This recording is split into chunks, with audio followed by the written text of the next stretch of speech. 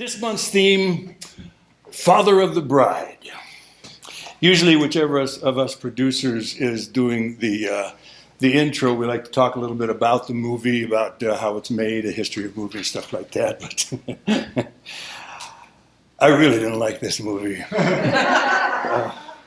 Neither the 1950s version with Spencer Tracy and Elizabeth Taylor, nor Steve Martin's remake. So I don't want to talk about this movie. What I want to talk about is marriage, weddings to be particular, and the father's role in them. Because these days, what's usually asked of the father is to walk the daughter down the aisle and then give a good speech at the reception afterwards.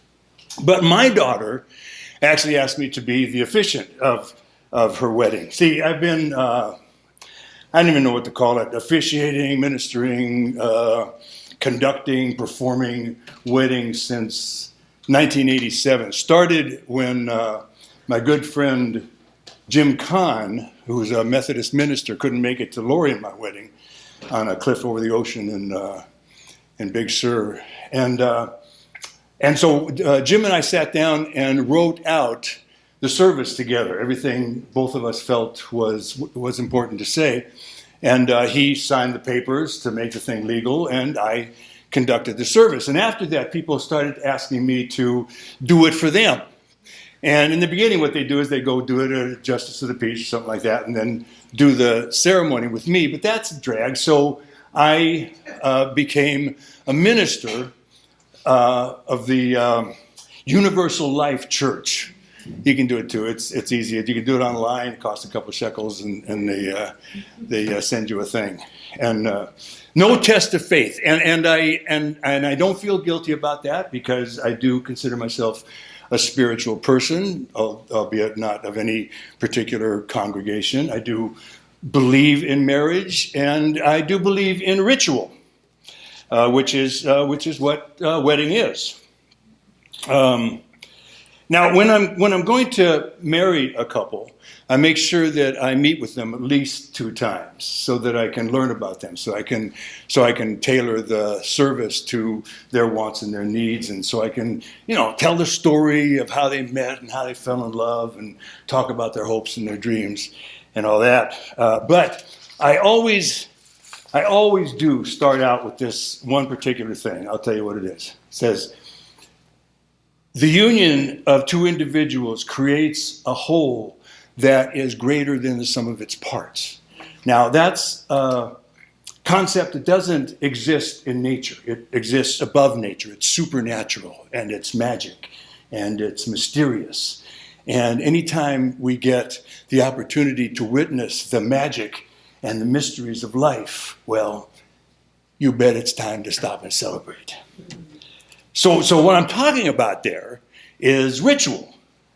See, I love rituals of all kinds. I think an occasion celebrated by a ritual enriches and deepens the occasion, makes the occasion greater than the occasion itself, because it imbues the occasion with a sense of history and community, makes the occasion almost timeless, which is what a marriage should be, right?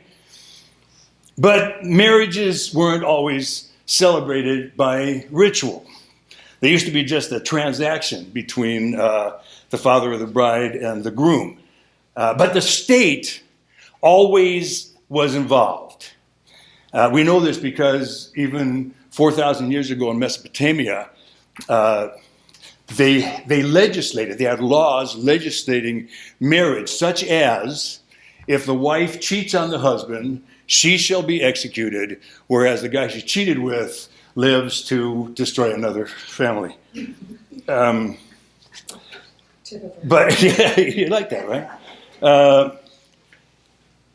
See, at that point, the daughter of the father, or the wife of the husband, was basically considered property. She was she labored to keep the house in order, or a vessel through which a male heir might be born, and the state needed to be involved so it could keep track of who owned what for legal purposes. And that's pretty much still why the state is involved in marriages.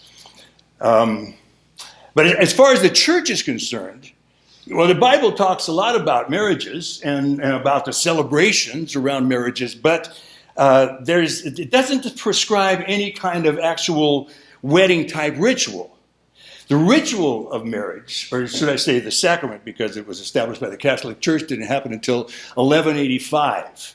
I guess the church felt it needed to be as visible in the marriage institution as the state was at that point. But they were pretty much embroiled then, state and church in those days. And and the tradition of the father walking his daughter down the aisle, that goes back to a 9th century AD Roman law that stipulated that the only criteria for a marriage to be legal was for the father to walk his daughter over to the groom's house and drop her off. And even that seems to make more sense to me than anything in those two lousy movies. I think they were just demeaning, I thought. And I didn't think they were funny. Nothing rang true. I mean, yeah, when your child leaving the nest is tough. We spend their whole lives preparing them to leave and never remember that we got to prepare us for that too. When my last child was leaving, I spent most of my time driving around in my car listening to country music and crying my eyes out. And he was just going off to college. But I've got to say, I'm lucky. I fell in love with my kids' spouses the first time I met them. The way they looked at my babies, the way they touched their hand.